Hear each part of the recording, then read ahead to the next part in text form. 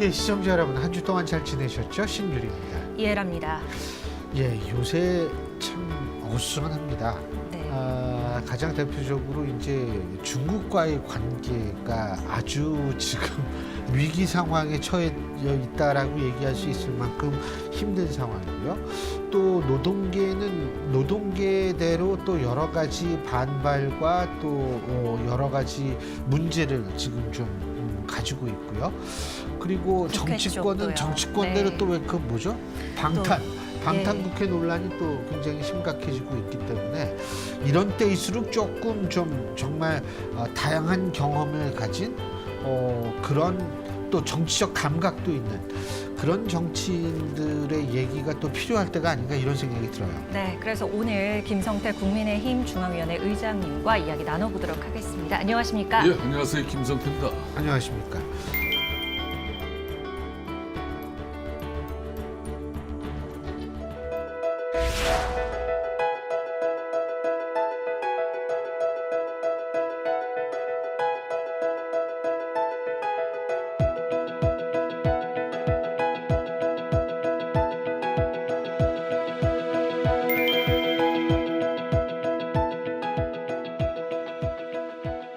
지금 상황은 대단히 대한민국 사회 경제 뭐 이런 외교 안보 모든 부분이 다 지금 힘들지 않습니까?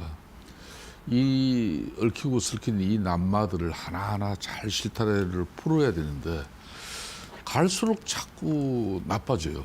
어제 같은 경우도 결국은 제가 뭐 민주당 반대쪽에 있기 때문에 민주당을 공격하기 위한 뭐 수단으로 이 이야기를 꺼내는 건 압니다만은 자꾸 이 여의도 정치 국회가 국민들 신뢰로부터 멀어져 버리면 엄청난 이 여의도로부터 발생된 이 사회적 갈등 비용이 결론은 국민들이 다 이걸 수용할 수밖에 없는 거예요. 그러니까 간호법, 그 방송법, 양곡법 이런 흔히 말하는 일방통행 그 법들이 또 대통령에 의해서 거부권이 행사돼주고 여기에 노동계는 또 이제 노조 탄압이다. 이래가지고 이제 뭐 길거리로 또 산업 현장에 또 분규로 이렇게 막 이어져 가고 있습니까? 이런 모든 것들이 이제 사회적 갈등이 양상이 되는 거죠. 그러면은 이제 아무래도 기업 활동이라든지 국민들이 혼란에 빠져요. 혼돈에 빠지기 쉽고. 뭐 그런 지금 현재 정치가 되고 있기 때문에 저는 대단히 지금 위험하다고 봅니다. 어제 국회에서 있었던 일을 국민과 멀어지는 일이라고 지금 잠시 그럼요. 언급을 해주셨는데 조금 더 자세히 여쭤보고 그러니까 이 싶습니다. 어떻게 정치 보셨는지. 지도자들은 이렇게 혼란스럽고 어렵고 난마처럼 이렇게 꼬이고 막 이럴 때 더 냉철한 그 판단과 지도력을 가져야 되는 건데 이게 민주당의 지금 현재 숙명적인 한계가 사법 리스크를 안고 당선된 이 민주당 이재명 대표 1년 체제, 거의 1년이 이제 다 돼 가는데 이 체제는 사실상 민주당이 제1야당으로서 윤석열 정부를 갖다가 국회 입법 권력으로서 여소야대 더군다나 이 엄청난 좋은 조건을 가지고 제대로 견제를 해내야 되는 건데 자기네들이 자꾸 이제 이런 사법 리스크가 만들어지고 나면은 방탄국회로서 그냥 벌써 노웅래 의원부터 쭉 해가지고 5명 전부 이제 그렇죠. 국민들 네. 실망시켜 버리잖아요. 그럼 이 결과가 결국은 국민들은 정치를 실종시켜 버립니다. 국회가 그래도 원활한 이 여야 간의 협치를 통해서 잘 작동이 되어져야만이 이 사회적 갈등 반목 이런 걸 갖다 서로 풀어줘 가지고 지금 특히 노사관계뿐만 아니라 이런 사회적 대타협을 통해서 지금 금융위기 또 그리고 이 실물 경제 위기 이런 걸 다 극복할 수 있는 국민 통합적인 힘을 만들어가는 그 중심에 정치가 있어야 되는데 이거는 대려 갈등을 양산시키는 행위를 하고 있거든요. 근데 그 의장님께서 예전에 원내대표 하실 때 단식하셨었죠. 예. 그죠? 예. 단식해가지고 결국 이제 관철을 시키신 바가 있는데, 자, 지금 상황에서 만일 여당의 원내대표가 단식하고 막 이러면은 민주당이 좀 이렇게 움직일 거라고 보세요? 지금은 이제 뭐 아무래도 집권당 입장이 있기 때문에 집권당은 이제 어찌됐든 간에 대통령 권력을 가지고 예. 국정 운영에 원활한 그런 전반적인 그런 당정 관계가 만들어지잖아요. 그렇기 때문에 집권당에서 뭐 단식을 해가지고 야당을 굴복시키는 그런 행위는 저는 바람직하지는 않다고 봐요. 예. 그렇지만 이제 민주당 입장에서는 170석에 가까운 거대 입법 권력을 이재명 대표가 가지고 있지 않습니까? 그러면 이재명 대표 입장에서는 예. 이걸 사사건건 윤석열 정부와 윤석열 대통령과 각을 세워가지고 우리 국민들에게 여의도 정치가 이렇게 갈등만 양산시켜서 국민적 반목 그리고 사회적 갈등으로 이게 사회적 혼란으로 만들어지는 그게 전략이 있는지는 모르겠지만 그 현상들은 대단히 안 좋아요. 예. 그런데 그런 정치가 이미 우리 세상이 사회가 그렇게 가버렸어요. 이미 이제 노동계는 반정부 윤석열 정권 퇴진 투쟁까지도 지금 나섰죠, 그죠? 길거리에서 또 뭐 양곡법 이런 거 가지고 지금 현재 농업인들도 편이 쫙 갈라져 버렸다. 이 간호법 가지고 또 간호사, 의료인 전부가 또 다 짜겨져 버렸어요. 그러니까 이게 어떻게 하자는 겁니까? 갈수록 힘들어지는 거죠. 그러게요. 자꾸 갈등만 보여지고 있는 것 같아서 예. 그런 사회로 만들어지는 것 같아서 참 아쉬운 마음도 드는 것 같은데요. 어제 국회에 있었던 일을 다시 한번 여쭤보겠습니다. 예. 어제 윤관석 의원, 이성만 의원 국회 그 체포동의안 넘어온 거 부결된 거에 대해서 왜 그랬는지에 대해서 좀 짚어볼 시점인 것 같아요. 제가 한 세 가지 측면에서 짚을 수가 예. 있는데 첫째는 이재명 당대표의 이 사법 리스크 때문에 정말 국민들 정서, 국민들 신뢰를 확보할 수 있는 대려 기회임에도 위기 속에서도 기회가 만들어지는 그런 건데 그 체포 동의안 자체를 갖다가 앞으로 이제 이재명 또 민주당 대표 같은 경우는 백현동 수사 결과 그리고 이제 김성태 또 쌍방울 예. 예. 대북 송금 또 성함이 똑같으시네. 그렇습니다. 뭐 이런 수사들이 또 이제 곧 넘어올 거로 보이죠. 그럼 그때 가서 자 송영길 돈봉투 사건으로 이게 어떻게 보면 자기 돈을 직접 가지고 준 것도 아니고 전달책이었던 이 사람들마저도 검찰에서 제시한 체포 동의안을 국회가 가결시켜줬다. 그보다 훨씬 뭐 큰 엄중한 경중 그런 사안 이재명 대표에 대해서 다시 또 면접을 줄 수 있을 것인가? 그런 측면에서 저는 또 집단 이기주의가 어제 또 발동이 된 거예요. 두 번째, 이거 이제 윤석열 정부의 한동훈 쉽게 말하면 법무부 장관에 의해서 자기네들이 무너지면은 앞으로 지속적으로 끝이다. 헤어나오지 못할 정도로 자기네들은 이제 이 사법 체계 속에서 허우적거릴 것이다.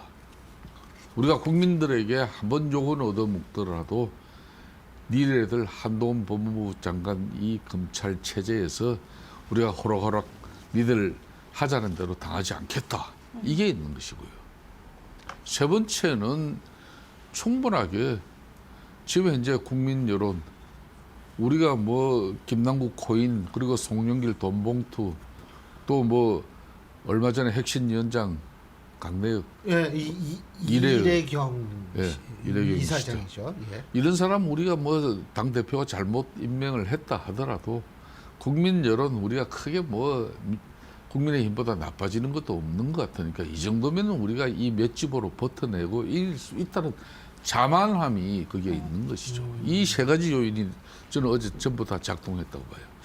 근데 사실은 지금 이재명 대표 말씀 계속 하셨는데 최근에 또 한 가지 또 하나 악재가 좀 발생하지 않았습니까? 그 싱하오밍 중국 대사. 근데 이제 사실 전 좀 여러 가지 이 관점에서 좀 볼 수가 있다고 보는 게 이게 공식적 만남이었나 비공식적 만남이냐에 따라서 대한민국 제1야당 대표, 대한민국 의전 서열 8위의 제1야당 대표가 관저를 찾아갔다. 이거를 볼 때 비공식적 만남이면 문제가 없지만 공식적 만남인데 야 집에까지 찾아갔느냐 이런 얘기가 나올 수 있다는 점. 두 번째는 이제 이 면전에서 이제 사실 발언한 거. 일종의 네. 협박성 네. 발언을 들었는데 미국이 전략으로 중국을 압박하는 상황 속에서 일가에서 미국이 승리할 것이고 중국이 패배할 것이라는 그런 베이팅이 하고 있는 것 같습니다. 단언할 수 있는 것은 현재 중국이 패배를 배랑하는 이들이 아마 앞으로 반드시 후회는 되지 않을까 하는 것입니다. 중국 정부 입장에서 북한이라든지 주요국 같은 경우는 전부 최소한 차관급 내지는 맞습니다. 차관 복급의 외교 관료를 대사로 이제 임명을 합니다. 근데 싱하이밍 대사는 사실상 중국 외무부의 국장급이에요. 국장급이라고. 근데 우리 정부는 지난번 문재인 정부 때부터 이 싱하이밍 대사에 대해서 상당히 극진한 예우를 갖춰주고 있습니다. 거기에 비해서 우리 중국 지금 우리 주재 대사 같은 경우는 지난 한 1년 가까이 동안 중국의 최고위층 만난 사람이라는 그런 거는 왕이 외교부 부장. 그분밖에 없어요. 예. 그럴 정도로 우리는 중국에서 찬밥 신세를 지금 당하고 있는데, 그것도 이제 제가 아까도 말씀드린 대로 지금 민주당 같은 경우는 우리 국가 서열의 야당 당 대표 8위가 아니라 실질적으로는 3, 4위직 권한이에요.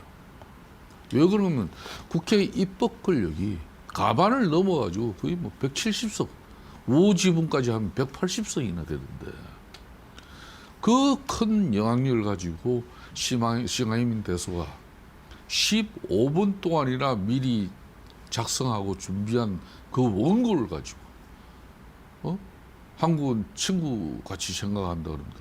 친구같이 생각하는 사람이 그렇게 공갈 협박을 통해 가지고 미국하고 같이 놀고 중국이 패배할 거로 이렇게 생각하면 그거는 큰 잘못이다. 크게 후회하게 될 것이다. 이건 공갈 협박이에요. 그런 친구가 어디 있어요? 그걸 맨전에서 15분간 당했는데 거기에 언짢은 입장이라든지 안 그러면 이런 이야기는 이 자리에서 적절치 않으니까 이건 맞지 않습니다. 더군다나 민주당 입장에서는 그걸 유튜브로 전국에 생중계하고 있었잖아요. 이미. 요즘 유튜브는 언론 보도하고 똑같아요. 직접적인 생중계가 이루어지고. 그런 자리 생중계가 좀 흔한가요? 흔한 사례 아니죠? 사례는 흔치도 않아요. 아니죠. 거의 네. 흔치도 않은데 바로 그런 상황이 됐어요. 그러니까 이제 저는 제1야당의 이재명 당대표가 대통령 출마까지 하신 분이기 때문에 오스트리아 비엔나 협약에 보면요. 이 주재국 대사 같은 경우는 내정 간섭을 할 수 있는 쉽게 말하면 그 규정이 돼 있어요. 그러니까 그 주재국의 정치에 개입하면 이거는 내정 간섭으로 읽혀질 수 있기 때문에 그걸 금지를 하고 있어요. 사실상.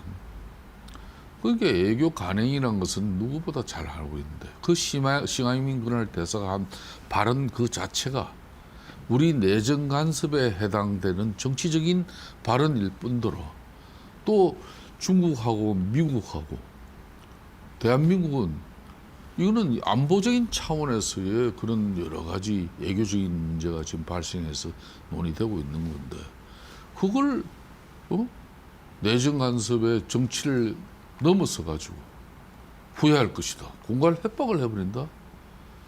이거는 주재국 대사로서 이거는 외교가에서는 이런 경우를 잘 찾지 못해요. 한 가지만 더 여쭈니까 예전에 원내대표 하실 때요. 네, 이렇게 외국 대사 광저에서 만찬을 가지신 적은 있습니까? 있습니다. 있긴 있는데 그게 공식이었습니까? 비공식이었습니까? 공식입니다. 거의. 공식인데 네, 네. 그 원내대표 네. 그 자리에 당 대표도 간 적이 있나요? 제가 이제 미국 대사관 초청도 있었고 예. 당 대표는 거의 없었죠. 원내대표까지만 이제 갔다 예. 이 말씀이시군요. 저 같은 경우도 지난 5월 30일 날 예. 사실상 싱하이민 대사가 저 주변 분들을 통해 가지고 초청이 있었어요. 같이 식사를 하자고. 예.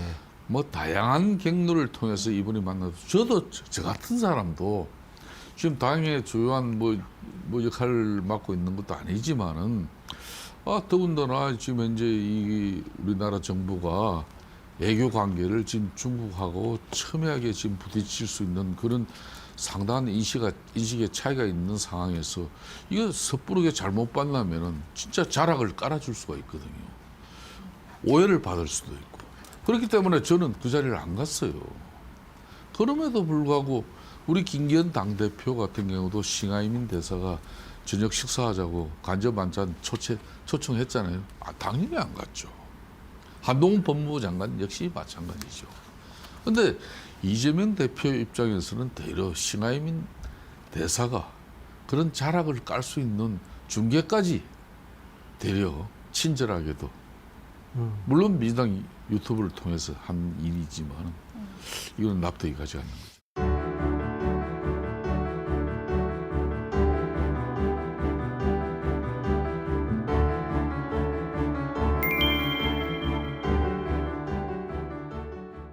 민주당에 실질적인 혁신이 있을까 이런 게 좀 궁금하기도 해요. 그러니까 예를 들어서 가정에서 이낙연 전 대표가 다시 돌아온다면 새로운 민주당을 기대해 볼 수 있을까 이런 부분에 있어서 의장님의 관점이 궁금하기도 하거든요. 저는 6월 달에 지금 이제 귀국 예정인 이낙연 대표가 귀국하면은 순회 민주당 체제, 순회 그러니까 호남에 기반을 둔 예. 순회 민주당 체제를 복원하고자 하는 그런 상당한 의지가 아마 민주당 내 현역 의원들뿐만 아니라 전통적인 민주당 지지 세력들에게 뭔가 메시지를 남기지 않겠나 이렇게 봅니다. 그런데 그런 차원에서 양양자 의원의 신당 움직임은 어떻게 보십니까? 저는 그 호남 지역을 기반한다고 그러거든요, 호남 지금? 지역에 기반을 두고 어찌 보면은 본인이 그런 호남인들의 전체적인 정서를 잘 읽은 그런 발로라고 저는 봐요. 그러니까 양양자 의원 한 분이 호남의 순혈주의 어떤 그런 민주당의 옛날 맥을 찾아서 그 절대 정치적인 그 영향은 아직 안 됩니다. 다만 미미하지만은 그런 조그만한 그런 물결을 만들 수 있는 그런 정도의 몸부림이라도 하는 거죠. 그러니까 지금 이재명 당대표식의 민주당은 이거는 한마디로 DJ 정신을 이어받은 그런 민주당이 아니다. 그렇기 때문에 과거의 DJ 정신이라는 것은 국민 통합을 이야기하고 진정한 자유민주주의를 또 이야기를 하고 이런 건데 이런 부분에 대해서 지금 현재 민주당은 흔적이 없죠. 이미 개딸들 그리고 문재인 대통령의 그런 문파들 이런 팬덤 정치만 양산돼 가지고 대립 갈등만 양산하는 그런 쉽게 말하면 집단 이기주의 정당이 되어버린 거죠. 물론 거기에 맞서는 국민의힘도 니네들은 뭘 특별히 다르게 잘했나 그러면 별로 할 말은 없습니다만은 지금 이 정치가 계속 오래돼 버리면은 대한민국은 위험해집니다. 근데 이낙연 대표가 왔을 때 양양자 의원의 신장 창당 움직임이 어떻게 둘이 이렇게 좀 만나서 시너지 효과를 일으킬 가능성은 없다고 보세요? 저는 이낙연 대표의 순혈주의적 그런 민주당의 복원 이렇게 제가 표현을 합니다만 여기에는 양양자 의원의 그런 뭐 새로운 시도는 그런 나중에 결합의 문제고 우선 지금 민주당 내에 친명 비명으로 나눠진 이 체계는 사실상 거의 뭐 분당을 예고하고 있는 정도의 갈등 구조로 해도 과언이 아니에요. 정치 경험으로는. 그냥 지금 어쩔 수 없이 이러고 있는 건데 이제 앞으로 내년 4월에 총선의 시각은 차각차각 갑니다. 이제 곧 뭐 7월, 8월 더위 가고 나면은 9월 정기국회 치르고 나면은 그렇죠. 그냥 이제 총선 전국으로 가는 거예요. 그럼 과연 이재명 지금 이 사법 리스크를 안고 있는 그리고 절대적인 이제 야당은 국민적 동의를 얻으려면은 보다 강도 높은 수준 높은 도덕성과 또 개혁과 혁신을 통해서 내년 총선에 임해야 되는데 어떤 변화를 지금 이재명 측에서 갖출 수 있습니까? 거기에 대한 걱정과 우려가 현실적으로 나올 수밖에 없어요. 그 기반이 순회 호남 민주당의 기반으로 이낙연 대표가 이제 깃발을 올리고 오는 가능성이 전 대단히 높아졌다는 거고 그런 측면에서 민주당 내부에 상당한 분 뜻을 같이 할 그런 뭐 세력들이 분당될 가능성이 높다. 저는 분당보다는 민주당이 체제를 바꿔내지 못하면은 최악의 경우는 그럴 수도 있다. 분당. 그렇게 봅니다. 한국노총이 경산호에 불참 선언했잖아요. 예. 지금 노동 쪽이랑 자꾸 부딪히는 모습을 보여주고 있어서 이거 이제 어떻게 풀어가야 할지 궁금해지는데요. 어떻게 보세요? 정부가 어떻게 풀어야 된다고 보세요? 저는 이제 노동운동 관점에서도 저도 뭐 80년대 초에는 가족들의 생계와 저 대학 학비를 벌기 위해서 저 2억 말리 사우디아라비아 중동 건설 현장에서 직접 노동을 한 경험도 있습니다. 덤프트럭 하셨죠? 그때? 덤프트럭도 하고 처음에는 뭐 자재 관리 이런 예. 뭐 사무 업무도 했습니다만은 더 많은 돈을 벌기 위해서 제가 중장비도 한 경험이 있습니다.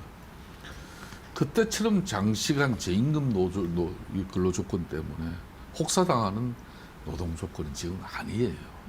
대려 대기업 정규직 중심의 많은 임금과 좋은 복지 때문에 그 협력 하청회사, 중소기업, 소상공인 이쪽에 일하는 종사는 엄청난 양극화, 노동시장의 이중 구조 때문에 더 많은 사회적 갈등이 양산되고 있는 거예요. 이걸 깨워줄 사람이 사실상 대기업 정규직 중심의 양대 노총입니다. 그런데 이 사람들의 대기업 정규직 중심의 노조운동은 일정 부분 정치 권력 비슷하게 이제 큰 힘을 갖습니다.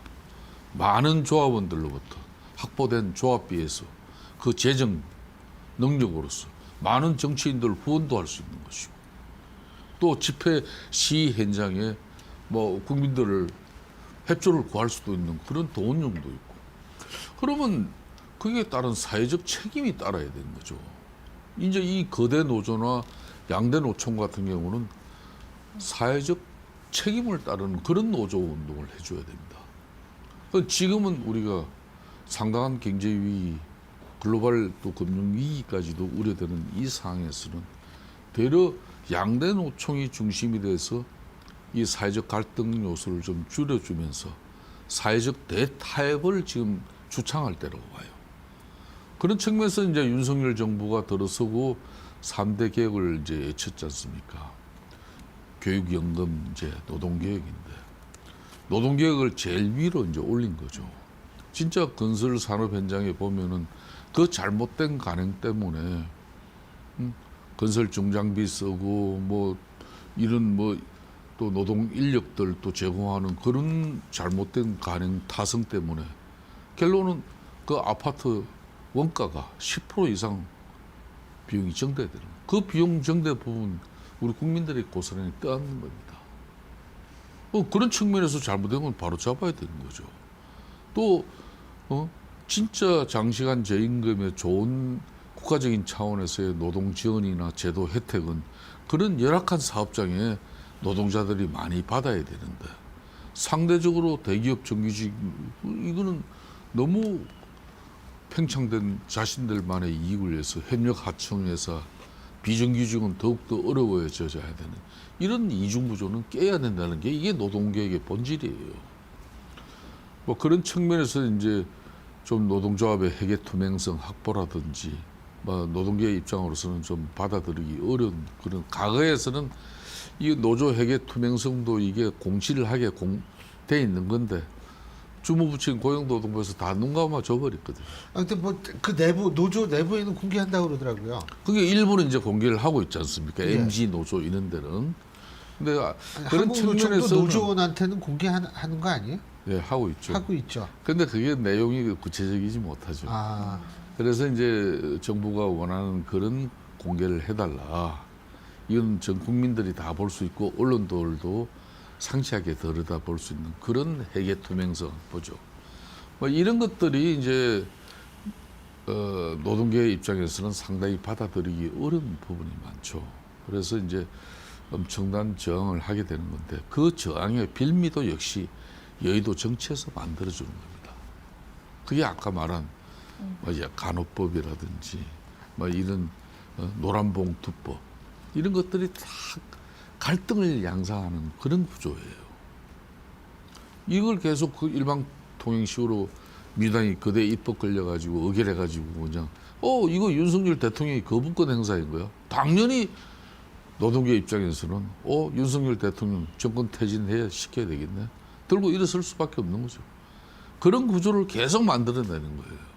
저는 이건 잘못됐다는 판단이고 이런 때일수록 사회적 대타협을 노사민정을 통해 가지고 기업 입장에서는 고용 안정을 위해서 좀 더 노력하고 또 노조 입장에서는 과도한 임금 인상이라든지 어떤 그런 노사 분기를 좀 자제해 주는 것이고, 정부 입장에서는 기업 활동이 용이롭게 좀 과거의 규제를 묶어놓은 예. 것에 있으면 잘 풀어주고, 또 건전한 노조 운동에 대해서는 더욱더 활발한 노조 운동이 이루어질 수 있게끔 뒷받침해주는 이런 거죠.